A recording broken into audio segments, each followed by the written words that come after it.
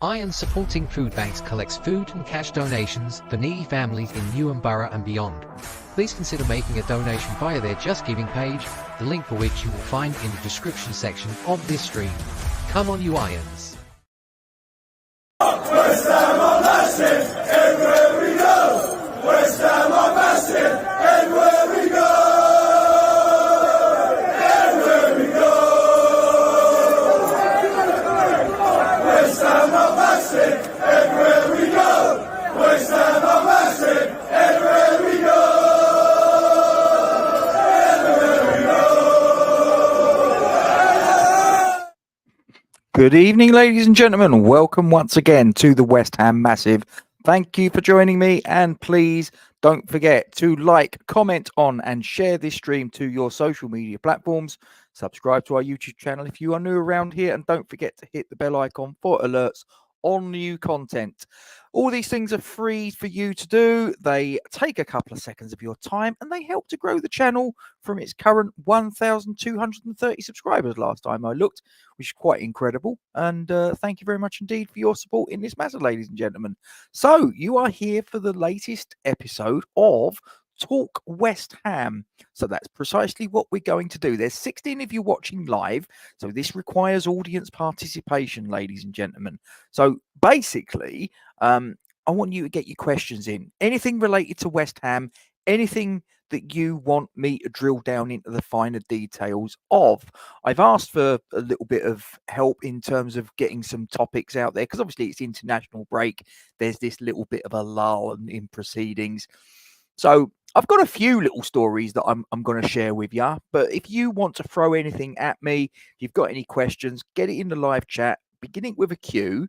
It makes it much easier for me to find things. And like I say, we'll have a little bit of fun with this. Probably last about half hour to an hour, all depending this particular venture. So as I say, it's really dependent upon you getting your questions in. So please don't be shy. Don't be shy. There's 17 of you watching live right now.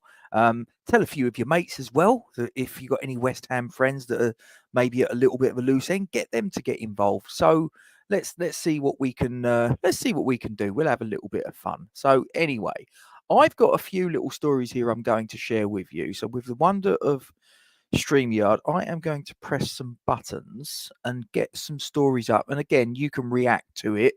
But as I say, if you've got any questions, get them in. So got this little story here. Hang on, just make sure I've got the right one. Okay, there it is.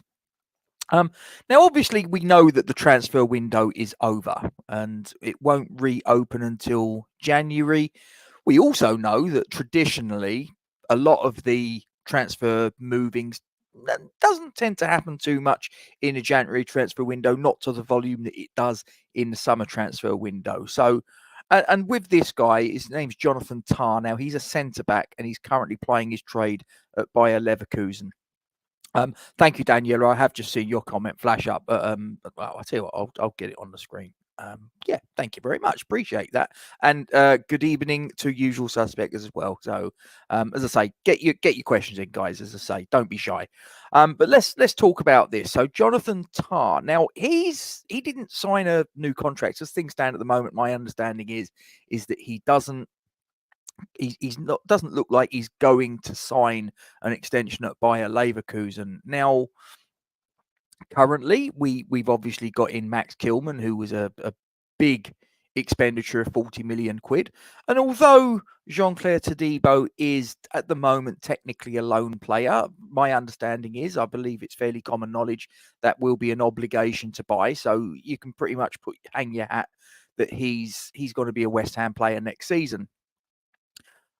Mavropanos, obviously, the jury's out. I think, is it going to be that he's going to survive the sort of like the season? Is he maybe going to sort of decide that he's not quite prepared? Once, as we suspect, what happened will probably be that there will be a changing of the guard, a transition.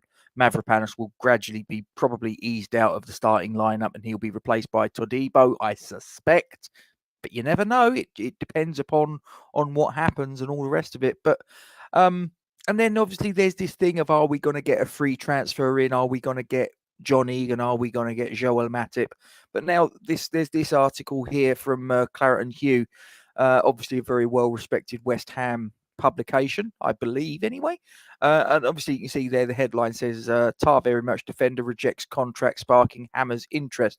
Now, obviously he's been linked with us on and off for probably about a year now. So his contract is up at the end of the current season. And obviously, the very obvious connection is that Jonathan Tah, Bayer Leverkusen, Tim Stuyton, obviously they had time together. He has actually announced, he has actually made it official, as it says there in that quotation. He told, and I'm not even going to pronounce it, guys. My German is absolutely hopeless, but it's obviously a German publication. And he says, in quotes, "I'm not going to sign a new deal at Bayer Leverkusen. My decision is made." So he goes on to say he will give his best for the club, but we'll see about his future. But his decision is he will go and try a different experience. Now, how different an experience? I mean, there's obviously, and I've seen, obviously, Kent has put it in the chat to say that he believes that Tar is going to Bayern Munich, which may well be true. But that being said, as I say, he wants to try something different. Now, does he mean just simply a different club, or does he possibly mean even a different league? And in which case, could it be that he's off to a Premier League club, and a Premier League club that obviously has a director of football, sporting director, whatever his title is? I get confused. Tim Stuyton, as I say, they have time together. They have a backstory together. Could it be that maybe next season, in 12 months' time, Jonathan Tah is going to be a West Ham player?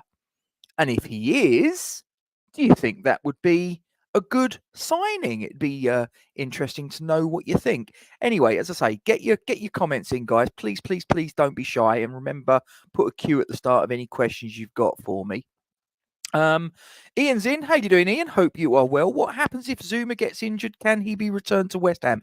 Do you know what? I don't actually know. From my understanding, he's only got 1 year left on his deal anyway, was what I was been told. And this is, in essence, it's a loan, but when the loan ends, his deal at West Ham will be done. So I really don't know what will happen there, Ian. And let's be honest, he's injured permanently. So I don't know. I think it's one of those things, buyer beware. I think he's essentially their problem now. Look, we're not going to see him in a claret and blue shirt. I'm fairly convinced of that. Kent's got a question. And as I say, guys, please do get your questions in. If you've got any questions to me of any of the stories that I'm going to bring up, or even anything that's just on your mind, like what have I had for dinner or something like that, I'm quite welcome, quite happy to answer questions. Kent asked the question, what centre-back do we sign? I'd go Egan over the others purely on wages, less injuries and less wages than others mentioned. Perfect fourth choice for me. There's a possibility, and for those of you that haven't seen it, I put a video out a little bit earlier where I talk about a story that's out there at the moment. So it's regarding the John Egan v Joel Matip, and it actually makes puts forward the hypothesis that we might even sign them both. I guess it's like anything; it will hinge upon finances. I think that signing both of them would be quite a big mistake, in my opinion, for the simple reason that the one person that it completely discounts is Caelan Casey. If we sign two centre-backs, then I think that his career path is completely closed off. He's got no chance of getting through. I think if we sign one, he's got half a chance. There's a part of me that sort of like wonders whether maybe actually we sign neither of them and it gives that opportunity to Caelan Casey.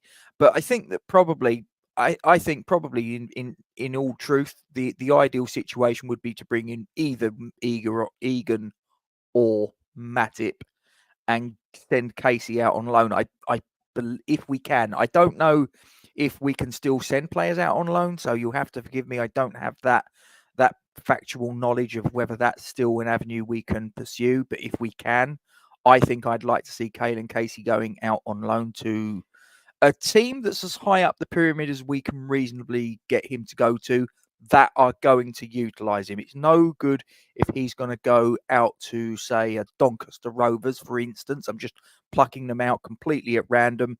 And he's just going to sit on the bench or not make the squads most matches. It's no point at all. So we need to do the due diligence if we're going to do that. But I don't think that he's really going to learn too much more playing Premier League 2 football. He's proved himself at that level, and now he's at a stage of his career development where he's going to need to go and test himself and play against grown men. He needs to play against a 28 to 32-year-old striker who's going to put himself about a bit and maybe throw his arms around and give him an elbow in the nose. And I'm not saying I hope he gets a broken nose or anything like that. I'm sure he's a lovely boy, but he needs to be taken into the trenches. He needs to be taken and shown a side of the game that he won't get in Premier League 2. He just won't. He needs to be given the runaround by some league veteran of about 300, 400, 500 games that's going to make him work in ways that he can't even comprehend right now. So but out of the two, in answer to the question, and I've kind of gone round the houses, I do apologise, but in answer to the question, I would probably go Matip myself. I think in terms of injuries, they've both had their checkered past as far as that's concerned. Yes, he probably would be more as far as the wages are concerned compared to John Egan, but you get what you pay for. Matip has played at a higher level. He's played at a higher level for a longer amount of time. And I guess it's the old saying, buy cheap, buy twice. So I think for me, I'd probably prefer Matip, but it's obviously if the finances don't work and Egan does, in terms of getting Matip in, if his wages are going to be too much, but we can make John Egan happen, then fine. And I know that sort of like the obvious parallel to draw with the last time we signed an unfashionable centre-back was that a lot of people didn't want was Craig Dawson. I do think that there's an argument to say that was West Ham then and the requirements that we had at that moment in time and the expectations. Now's a different moment in time, but we'll wait and see how that particular one unfolds. I think it's the 14th of September that's the cut-off date, so we'll wait and see. In answer to that, Damien, I believe he is. I'm led to believe that Jean-Claire Todibo is indeed an obligation to buy, not an option. Daniela's got a question for me. She asks, do you think we as a fan base could be a little bit more positive? I think we should. I don't think that we've been not positive towards the new head coach, towards the signings that we've made. From what I've seen, I think most people have been in good voice about that. I think. Look, football fans as a general species, and I'm not just singling out West Ham. Football fans are fickle. We, 1 minute we're saying that a player and a manager is the best thing since sliced bread. A couple of defeats later, and we want him sacked. So I don't think that that's just West Ham. I think that's football fans in general. I also think that the modern world, and I'm going to sound like a right old fart here, but I think that the modern world of the internet and people and getting things turning up like in 5 minutes flat, and people want more. They want more tomorrow, and they want even more next week. Do you know what I mean? There's no patience in this world, I don't think. But and it's becoming even more prevalent. How you doing, Michael? Hope you are well.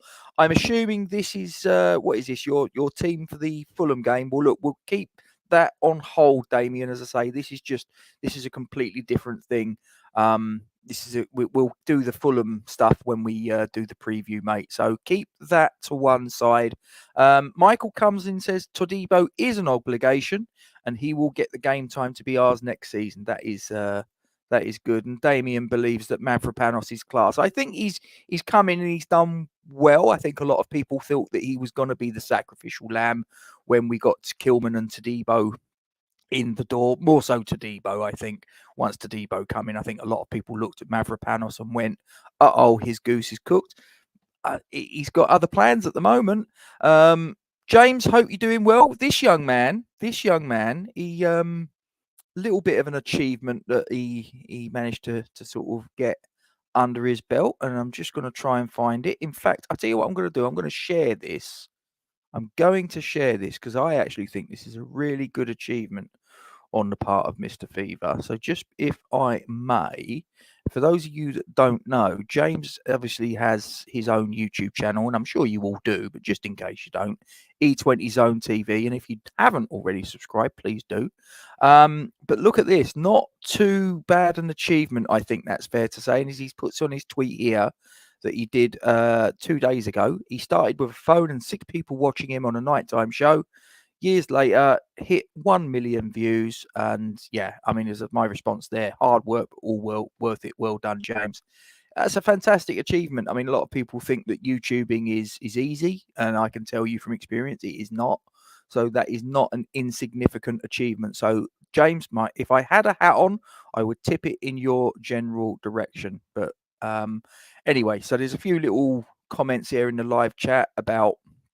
It's just going back and forth between Michael and Damien. Bayern wanted Ty in the summer. They did. They may get him for free. They may get him for free next summer. But as I say, once he's a free agent, and he's, like I say, his quote is that he wants to try something different. So it depends upon how you interpret that comment. Is he saying purely from the point of view of the club, or is he going a little bit deeper and saying that he's maybe possibly going to try a different culture, a different league entirely? Michael says, question, can you really drop Mavropanos at the moment? He's done nothing wrong, played well. I think you make a very pertinent point.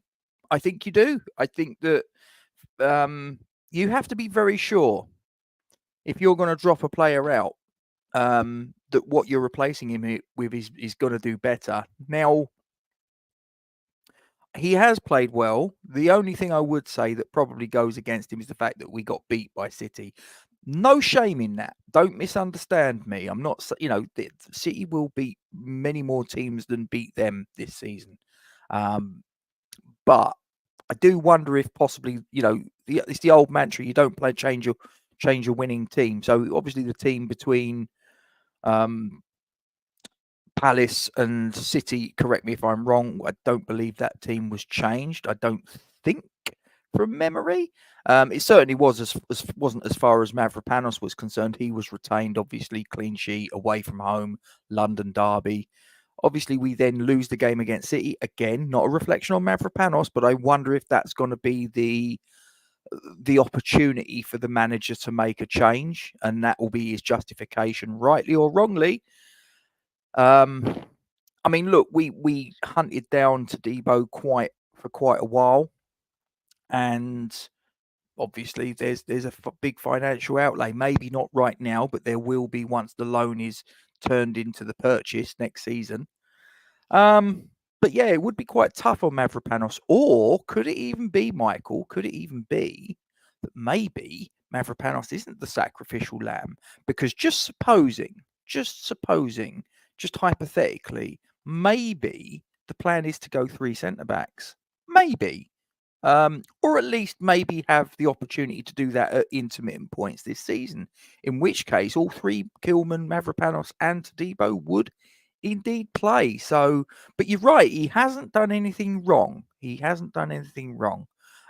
should have signed a player to cover a get. Yeah, I mean, you and I have discussed this, James. I think having 3 centre backs leaving, Zuma, Aguirre, and Ogbonna, for different reasons, and then replacing them with Kilman and Todibo. So we've lost 3, gained 2. So the net outcome is that we're 1 centre back down. So I think possibly we're going to get this extra centre back in, and like I say, it's just a question. I guess what it will be is it will hinge on finances.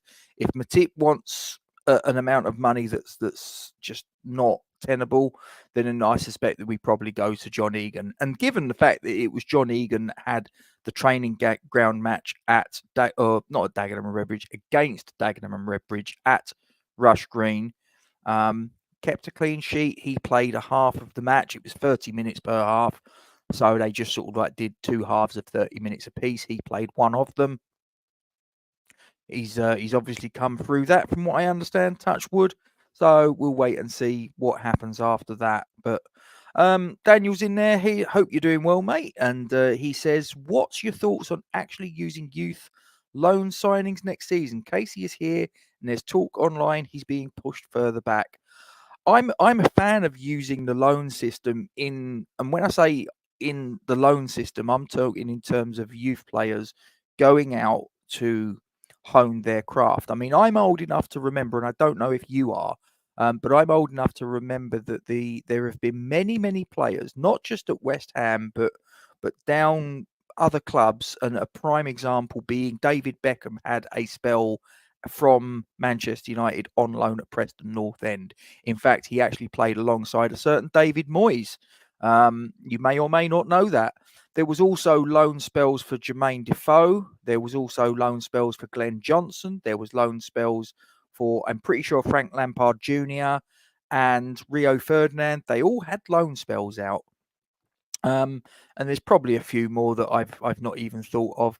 Players that at the time were thought of as promising, but with what they had in front of them, the club wasn't too sure whether they were ready. So they went out, they honed their craft, they proved their worth, they came back, and then they were given an opportunity in the first team, and the rest was history. So using sending loan players out, if that's what you're referring to, on loan, I fully endorse, mate. Especially if you've got real high hopes for them, you need to see them, because you're not going to learn enough of them playing Premier League Two football. You're just not. So they need to, like I say, they need to go against seasoned veteran players that are going to take them into the trenches, and then obviously see what they're made of.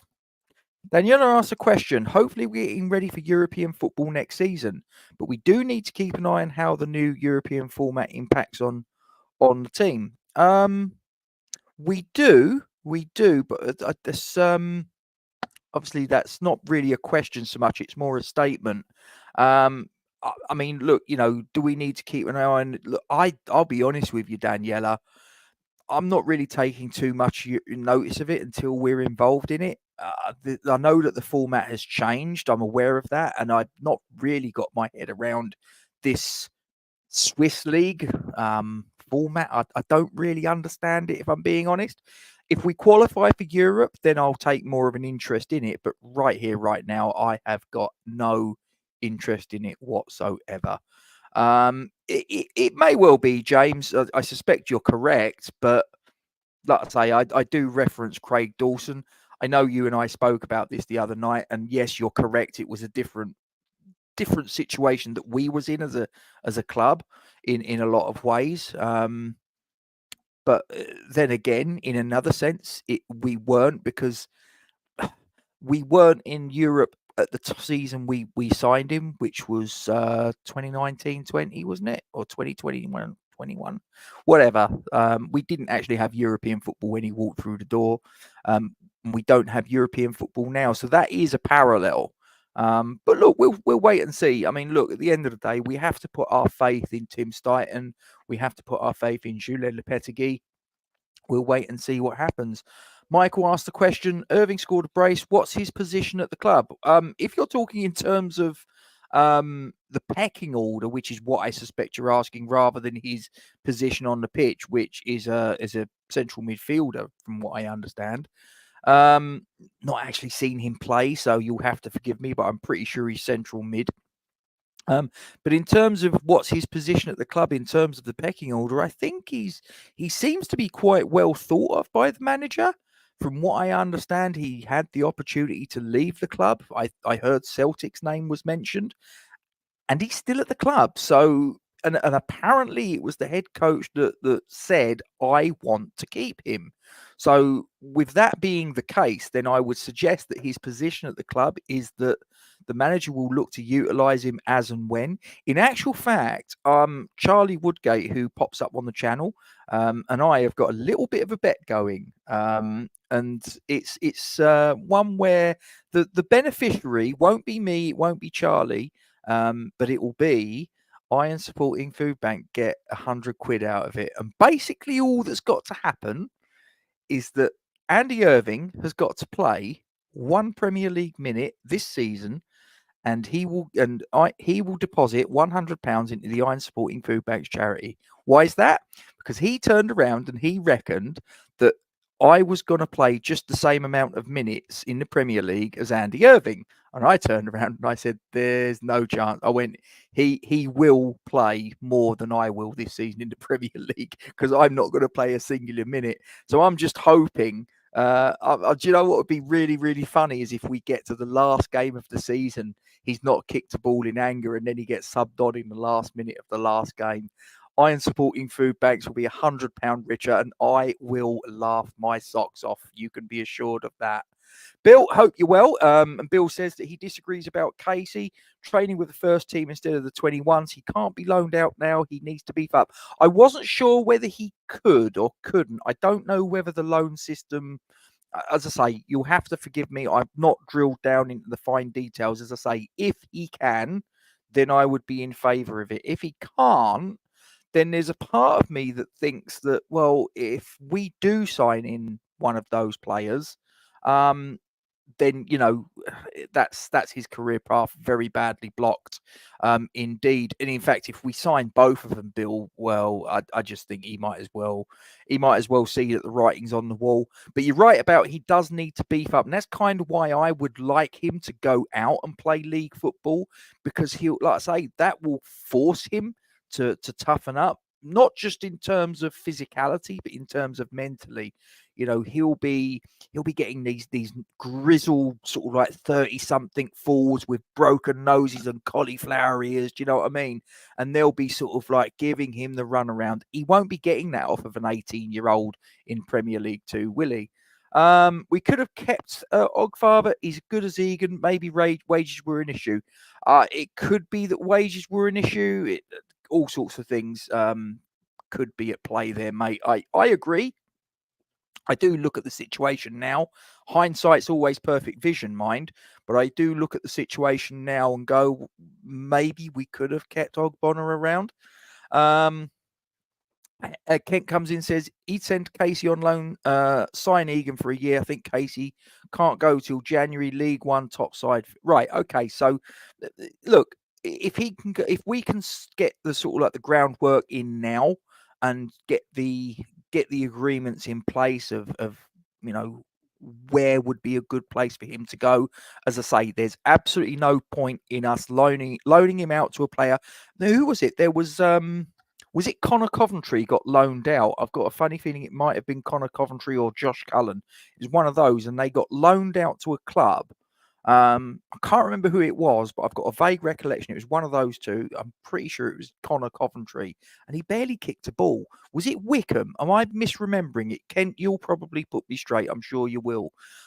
Damien says, only thing that Stebo has in his advantage at the moment is he is with the coach now, and so the rest of the back four, I like both, but didn't think Tadibo looked particularly settled. It's early days, Damien. He needs to shake the rust off. So, why hasn't Aguerd not been replaced? Look, I don't know whether this was part of the plan, James. Whether they always had it in mind that they were. I doubt it, but you know, you never know. But look, let's say we've just got to put our trust in them and hope that they come good. You know, 3 Premier League games and 1 League Cup game in. I'm not going to judge them too harshly at the moment. Daniela says, someone posted on Facebook, if there was no Big Six, we would have won the league in 21-22. That is true, but it's the old thing, if me grandmother had wheels, she'd be a bus, or whatever the saying is. You know, it is, you've got what you've got. I mean, you know, if there was no Big Six, they'd probably also, as a counter argument to that, I'm playing devil's advocate here when I say this, Daniela, there also would be an awful lot less money. You know, that's the truth. I've just clocked something. I've just clocked that GP has put in a super chat. Now, that is really outstanding of you, GP, and very, very kind of you to say, your kind words, and I love your avatar, by the way, Zippy, a childhood hero of mine. And I appreciate your kind words, and you seriously didn't have to do that, mate. But thank you very much for that. Do appreciate that. Yeah, stunning. And look, it's £2, in the grand scheme of things, it's not going to change my life, but it's just the sort of like the gesture behind it, mate. I seriously do appreciate that. Thank you very much. That's take me a little bit by surprise, that. Right, I've lost where I was on the what's name. Just bear with me, guys. I am just trying to find where I was. I literally just saw that. I wasn't expecting that. As I say, it's kind of taken me a bit by surprise. Right, okay, sorry. Here we go.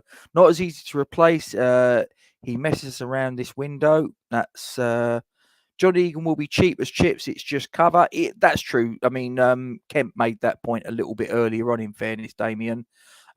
Disagree. You want him gone. You don't replace him with a free agent. Yeah, you might have a point there, James. Bill comes in, says the late moves of Zuma and Aguirre meant why we had to look at free transfers. The club obviously thought they would have been offloaded sooner. Otherwise, Ogbonna could have been offered a contract. I do wonder, Bill, whether retrospect, whether we could have maybe kept him on. He wouldn't have been utilised that much, but it's just that he obviously would know the fans. He obviously would know the players around him by and large. He knows what sort of like what the club is essentially. Callum Marshall on the bench for Northern Ireland. I hope he comes on. Hope he does well. We run out of time. You can't sign players if they don't want to join. Fair enough. Should have done more to find buyers for him, in my opinion, says Damien. I do agree it's a gap in the squad, just as many left-footed centre-backs out of contract. James comes in, says, as long as it's balanced in opinion, you can't always praise all the same time when some things need to be said. Mavropanos is the third choice, says James. So James is blushing. Can you tell, Damien? Are you in the same room as him? Lots of time, lots of effort. Thanks, sir. Yeah, as you're on about your million views. Honestly, James, that's a really great achievement. And as I say, well done. Well done to you. So Michael asks a question. Some of the fan base already on players' backs and managers 1-2 lost to. Why? I've not seen that so much. I might have passed me by, Michael. I'm certainly not. I mean, for me, I'm prepared to be quite patient. I think that in terms of the games we've played, I mean, let's look at it. We played a team in Villa that beat us quite badly last season, 4-1 at Villa Park. Finished above us in the league, finished in the Champions League position. At one point, I actually thought they might have been a dark horse to win the league, but they obviously fell away a little bit. And then on another day, we might have got a 2-2 draw out of that match. We didn't play well, and you could argue that we wouldn't have deserved it. But, sometimes what you get and what you deserve are two different things in life. On another day, Souček puts that in the back of the onion bag. Past Martinez, it's 2-2. We escape with 1 point. We then go into the London game against Palace. We obviously got a 2-0 win. Some people say that we, in the first half, were quite fortunate and were second best. But the manager made the changes that he needed to make. And I think that if that was David Moyes, he probably wouldn't have done. I think that that's one thing that has been quite evident to me, is that he's more a proactive coach than a reactive coach. He will see things going wrong and he will put plans in place to try and mitigate that.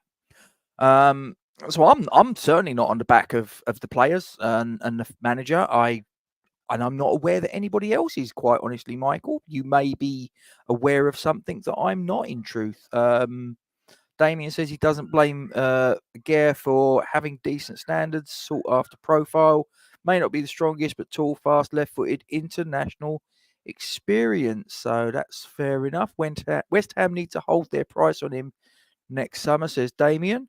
Bill says rotation, no matter who you are. We have 2 players for every position, and each has a position within the various formation. Very true indeed.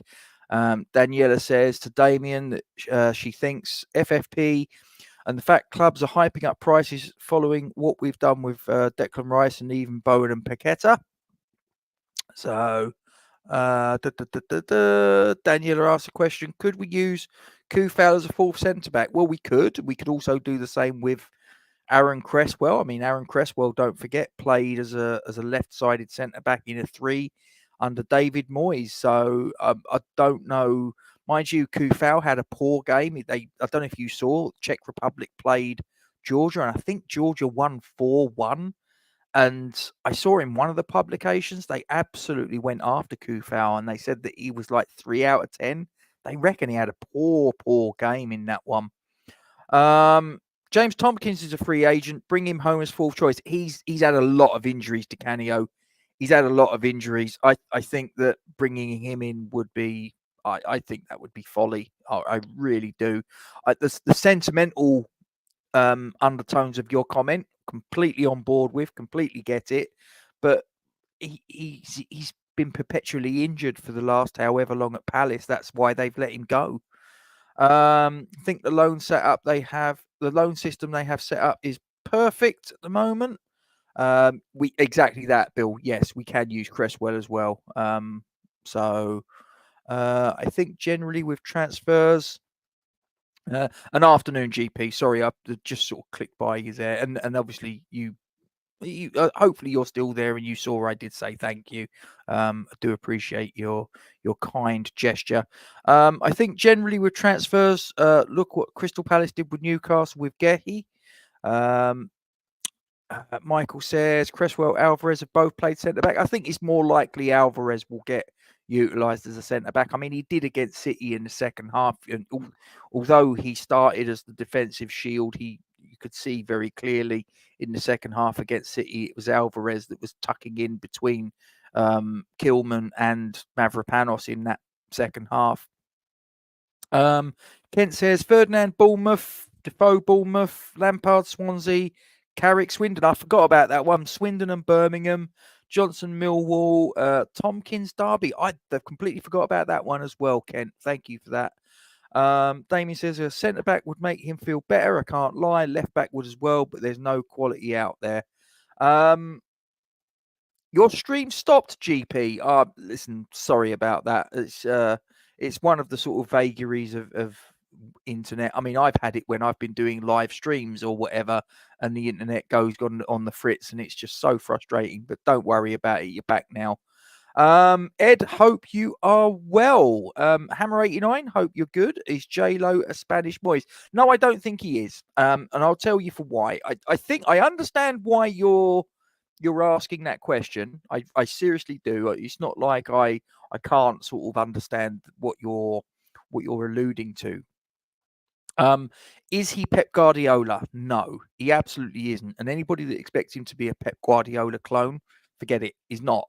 But he will set his teams up to have more possession than David Moyes ever did.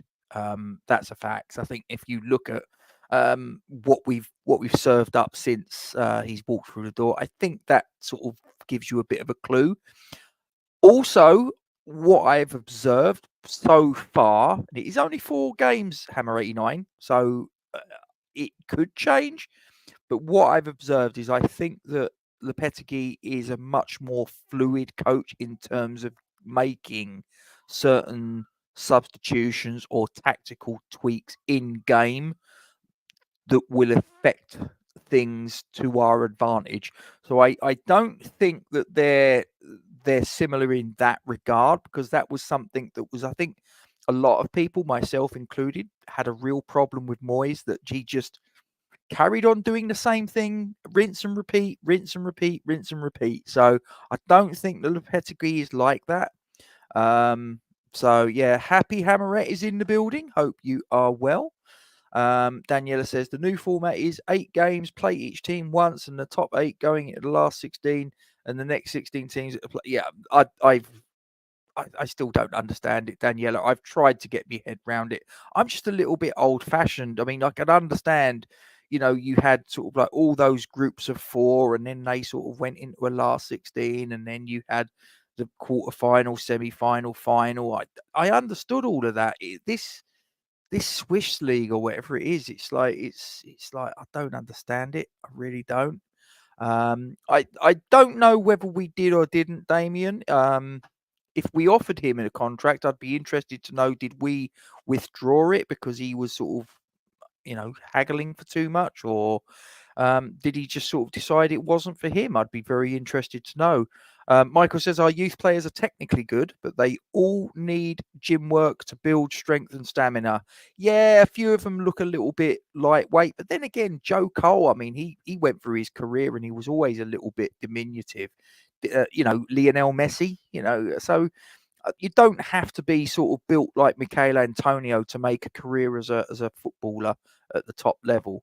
Daniela says we've been looking for a centre forward, but do we really have? Do we already have him in the guise of Jared Bowen? Possibly, but I think don't forget Fulkrug. We've spent 27 million on this guy. He scored for Germany yesterday, and he played 60 minutes of the game from what I understand. So let's not disregard him. We've spent the money. He said that he's still finding his feet. The English Premier League and the culture change and all the rest of it. He speaks great English, so there's not a problem as far as that's concerned. But obviously, he's moving from a country that he's been in all his life, and he's moving to England. It's going to take him time to adapt, I think. Damien says he thinks that the loan system we're going at the moment is perfect. Also, people with Casey's frame take longer to grow into themselves. Need to be patient with him. Fair enough. Bring on Callum Marshall, says Trudge. Yeah, get him on. He'll score a hat-trick. He only made 7 appearances for Lincoln, 12 for Posh. Others, he made a lot more appearances in loan spells. The stream cut out, hence there was the best channel. No, listen, don't worry about that, mate. It's fine. I got the sentiment behind it, and as I say, I greatly appreciate what you was getting at, and as I say, appreciate you putting your hand in your pocket to make a contribution. It was completely unnecessary, but we thank you very much. Bowen be a striker moving forward with Somerville coming in, possibly, but as I say, we've spent a lot of money on Fulkrug. Bulgaria won on Northern Ireland 0 goalkeeper mistake. Oh dear. Hammer 89 says, "What's my opinion on Claret and Hughes' relentless articles about David Moyes?" I'll be honest with you. I tend to dip in and Claret and Hugh. As I say, there was that Jonathan Tarr story that I brought up. In actual fact, there's another one that I'm looking at here that I had prepped in case I was talking to myself, quite frankly. But this one here is about the financial sort of movings and shakings at the club. Kieran McKenna's quoted in his story. They're talking about the removal of the concessions, etc., etc. I got to be honest with you, I've not really seen that, so I can't comment directly because it's not something I've observed myself. I'm not trying to dodge the question, Hammer 89. I'm really not. I genuinely haven't got an opinion on it because it's not something that I've seen. But if there's, let's just suppose there's a publication that's going out there and just constant articles about a former manager, and I don't know whether you're talking about in a we want him back sense or just sort of digging him out or whatever. At the end of the day, he's our ex-manager. He doesn't manage us anymore. I'm still grateful of what he did, in terms of, like I say, got us out of relegation the first time he came, got us out of relegation the second time he came, 6th place, 7th place. Okay, the next league campaign wasn't the best, but we got a European trophy and then a 9th place finish. And then he was thanked for his service and off on his way. As far as I'm concerned, look, in terms of the Premier League era, he's the greatest manager we've ever had. That is indisputable. I'm not saying he played the best football. He absolutely didn't.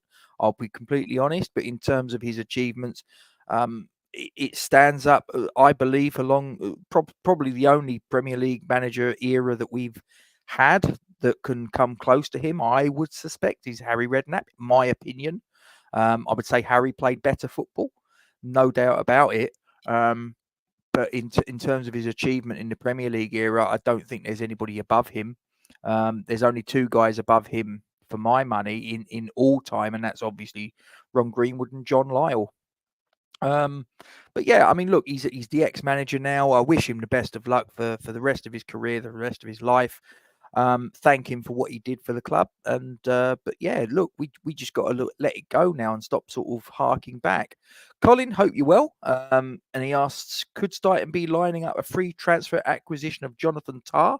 For it seems that he will be welcoming becoming a free agent. My sources say I did that. If you wind back, I don't know, 20 minutes or so, I actually did reference a story on Claret and Hugh where that has been spoken about. So if you missed that, if that's before, then please feel free to go back at your leisure and have a look. Marshall got subbed on finally, Rob, says Trodge. Kufal is finished. Yeah, I think he's on the other side of the hill. He's not having a good time of it. Sean, hope you're well. Hope you're having a good Sunday evening. I was following a lot of clubs in the transfer window. A lot of clubs were fence sitting for a long time. Juventus, like us, Todibo, that was a case in point. And holding back, it was looking like was only Man U and Villa doing any real business. Absolutely. Just going to whiz through a few of your comments. There's a few pleasantries going back and forth. When will this Paqueta business get sorted once and for all? I don't know. Usual. It's dragging on now, and I just want it resolved as much for the club as it is for the. I mean, it can't be nice for him. It really can't be nice for him. So ads cutting. Oh yeah, because the channel's now monetized, so you may get a few ads popping up here and there, guys. It is what it is. Hopefully they don't last too long for you and you can jump back on. More people agreeing with my calls to drop him now. Usual suspect we heard from Stell in January. So what else have we got? Any youth player for West Ham now has to be exceptional or versatile to get a run in the side. Declan Rice is the last one to break through for a prolonged period of time, and Ben Johnson for his versatility. You may have a point there, Kent. That's what must have happened. I just got a black screen. Oh, that doesn't sound like an advert to me, mate. That does not sound like an advert at all. Damien says to Trodge, watch Paqueta's contribution to the Kudus chance against City. Insanely talented, but a bespoke player needs managing. Michael asks the question, when do I think Somerville will be the first choice left winger? Well, I think it could be sooner than you think. I want to see him in the first team now. I'll be brutally honest. The manager might be sort of trying to sort of ease him in a little bit more gentle than I would like. And I have to sort of say, okay, he's the head coach. He knows more than me. He's paid a lot of money. But I personally, I think it could be soon. I think it could be soon, mate. We'll wait and see. I know it should be a given, but I like the fact that he uses all the subs and tactical decision. As I say, Sean, I think he's much more tactically fluid than Moyes was. Michael says Paqueta is a luxury player. You have to take the good and the bad. Yeah, we've had plenty of them down the years, Michael. I'm sure you are well aware, as I am.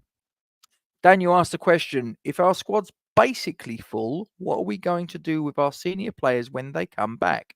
Could it get costly and hinder the club? Are you talking about the loan players like Ward-Prowse, Aguirre and Cornet? Well, I don't think they're coming back, mate. I know it's loan deals and there's no option or obligation to buy, but I don't think we're going to see them again. I think something will happen and an arrangement will be made. It one way or another. I think that Cornet, I don't know how long he's got left. There'll probably be an arrangement made there. And the other two, I think, as well, will be sold fairly swiftly. So I don't think that will really be a big problem. Daniela says, can I ask everyone after the poor performance yesterday of Trent Alexander-Arnold, could Aaron Wan-Bissaka get back in the England squad this season? I think he can. I think he can, but I think that there's a lot of right backs that he's got to negotiate. Now, it's probably been made a little bit easier for Wan-Bissaka because obviously Trippier is now retired. So that's helped him. But, you know, you've still got Kyle Walker, you've still got Reece James, you've still got Trent Alexander-Arnold. And who knows, it may even be, because don't forget, Aaron Wan-Bissaka can play international football for, now, you'll have to forgive me, is it Is it the Democratic Republic of Congo? I'm pretty sure it is. In fact, my curiosity has got the better of me. I'm pretty sure that he can play internationally because he hasn't got a full England international cap. He's got caps for Democratic Republic of Congo. He's actually got a cap for them at under 20 level, so he still could, if he wants to, play international football and not for England. So yeah, he may look at that and think he's got a better chance of breaking through and playing international football by going to play for the country of his parents. You mentioned the time he contributes, but ignore all the times he is casual. I take it you're on about Paquetá there, or Paqueta, whatever. Kent says, Lewis Orford, I think we'll get in around the first team next season alongside Freddie Potts. I'd love to see 5 youth team players break through. Can't see it. Neither can I, mate. I can see players being used PSR to sell. Oh, profit and sustainability rules. Yeah, I get you. Dropping Paqueta could backfire. It either gives him a kick up the arse or he sulks. Who knows? Well, that's it. Until you do, mate, you won't know one way or the other. Is he going to be a bit precious about it? Who knows? I'd trust Antonio and Fulkrug as the centre forwards. I'd keep Bowen right wing, play Kudus as the 10, says Damien. Daniela asked the question. I think we can use both as centre forwards and have a different system. It's not so much a question, Daniela, more of a statement, but no problem. Antonio looks past it. Yeah, he's like I say, I think he's the same as Kufal, mate. I think he's the other side of the hill and dropping at pace. He hasn't Trodge. He hasn't. We need to see him getting starts and getting a decent chunk of change as far as the minutes are concerned. Yeah, there's a part of me, Josh, sorry, just clicked off that. There's a part of me that's a little bit reluctant to move him off the right because I do wonder if we're going to lose something. Is he going to be the player is he going to shine as much on the centre forward position as he is on the right? Don't know. I try and sort of go by the mantra, if it ain't broke, don't fix it. But then I suppose if the requirements of the team are such that we need to put him up there, then I guess you're going to have to do it at some point. And to be fair to him, he's never let the team down when he's played there. So we'll wait and see. We'll need time to adjust. Don't forget, this league has the best centre backs in the world. He's not used to it yet. That is a fair point. I can't wait to see Somerville play, says Damien. Kent says, I'll be glad when Moyes gets the new Everton job. I think it'll be by Christmas. I think you're right. GP says, you may disagree. He's 34, all-time score, many injuries. It's about time we take him out like an old sheepdog and blow him away to a championship side. Oh, dear. It's a very polarizing figure, Mr. Antonio, but there you go. I would have replaced Antonio in the summer. I don't think playing Fulkrug centre forward improves us. I would rotate the two as they are the two we have available. Maybe that's what's going to happen. Mr. Singleton, hope you're well. Don't think Marshall has touched the ball yet. Mandy, hope you're well, says, hey, Gatesy, if Soler hits the ground running, will he threaten Paquetá's plays? I think he very possibly could if the way that Paquetá has been playing lately, or Paqueta, whatever. I say you say potato, I say potato. It doesn't really matter at the end of the day. But in terms of could Soler be someone that threatens his place, he absolutely could. I agree with that. Antonio would be worth playing against lower league sides like Ipswich. Lower league sides? Sorry, I've read that wrong. That's my fault, GP. Sorry, I've put in the word league. Lower sides. Sorry. Yes, you're completely correct. Chelsea left back is a cripple. Oh, Ben Chilwell, is that the one?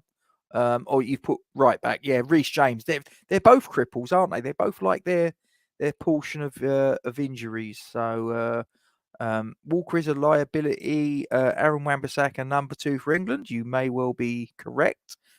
Reece James, yeah, the Chelsea right back. He likes an injury.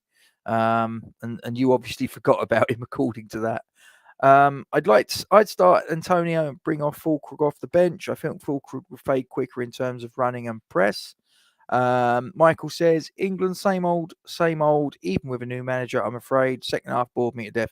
Yeah, I think we had them where we wanted them, to be honest with you, mate. In the second half, they just sort of said, you know what, we don't need to knock our pipe out. We can just keep him at arm's length. I agree with that, Trodge, actually. I do think that in terms of his all-round attributes, he probably is the best right back, but he's injured quite a lot of the time. So Kilman and Wan-Bissaka have to get in the England side soon. They're both good enough. I say that in the least biased way. Well, as I say, Wan-Bissaka might decide to go and play for Congo, mate. And although Kilman, although he's got, I think, is it a Russian dad and a Ukrainian mum, although he was born in Chelsea, because he played futsal for England, according to FIFA, he is now committed to playing for England. That's my understanding of things. So he can't go anywhere, but Wan-Bissaka can because he hasn't got a full cap representing England. He's got under 21s or whatever, but he can still play for both England and the Democratic Republic of Congo. So maybe try them both up front. Moyes never tried two up front. Most managers don't these days, though, GP, do they? It's not really the done thing to play two strikers. I mean, in the old days, you'll remember Cottee and McAvenny. You'll remember maybe even Dean Ashton and Craig Bellamy intermittently. But yeah, so Antonio's been gone for a long, long time. Fans are only just noticing, sadly. I don't know about gone. I think he's been going for a long time, but I think he's now gone. I'm gonna need to rewatch the show. I'm late. Don't worry about it, mate. It's fine. Take your time. Steve, hope you are well. I'm not an advocate for two up top, mate. 4-2-3-1 inverted wingers. So if we put Bowen up front, Kudus on the right, Somerville left, Paquetá / Dallaire, the number 10, that could be an option. Colin says Loppy is more tactical. Moyes only had one system. Yep, that's exactly where I'm coming from, mate. Moyes will change the side formations depending upon who the opposition is, and even change the system within the game if you need. Look at the City game. Second half happened right before your very eyes, mate. It happened right before your very eyes. I think the charges hovering over Paquetá must be affecting him in some way, surely. Obviously, they don't have any proof. They never will. Well, they must have something. Otherwise, they'd have dropped it by now, wouldn't they? I don't know. I mean, look, I don't operate in that realm. So, but it is affecting him, I would believe, or something's getting to him because he doesn't look like the player that I believe him to be. So, yeah, it needs to get sorted one way or the other, as I say. Otherwise, it could well be that Soler comes in, and it may well be that he's the long-term replacement for Paquetá. I think he probably is anyway, to be perfectly honest with you. Michael says, sorry, I just clicked on the wrong one. 4-4-2, 80s formation. It started to change in the 90s. It did indeed. And Mandy says, someone said his mother-in-law was betting on him. Oh, my goodness. Yeah, the old mother-in-law. But anyway, right, I've been going for just short of an hour now. So when I hopped on, I came on with the intention of making it last about an hour. I think I've done quite well with your help. Marshall might not hardly get a touch, but he rates his movement. Listen, that's not how a striker's judged, though, is it, Troj? You know that, and I know that.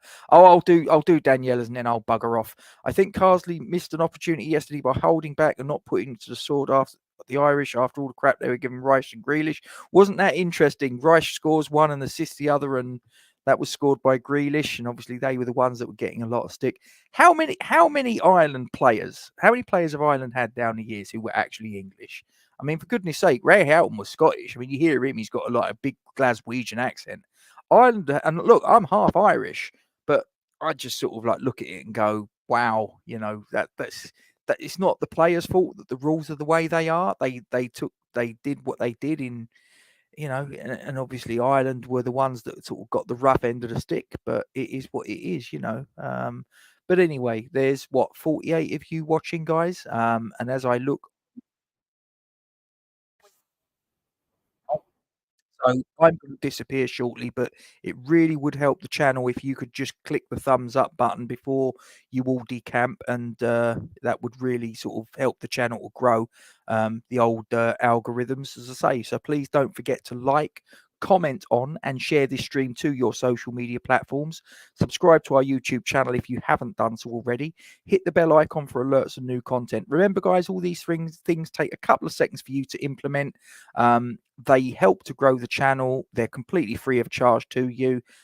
So, you know, yeah, what's not to like there? Anyway, guys, I'm going to disappear. So I'm going to press a few buttons, disappear off and start my Sunday evening. And we'll see you the next time. Don't forget to give your supports to the Iron Supporting Food Banks charity. Come on, you Irons. We'll see you next time. Iron Supporting Food Banks collects food and cash donations for needy families in Newham Borough and beyond. Please consider making a donation via their Just Giving page, the link for which you will find in the description section of this stream. Come on, you Irons.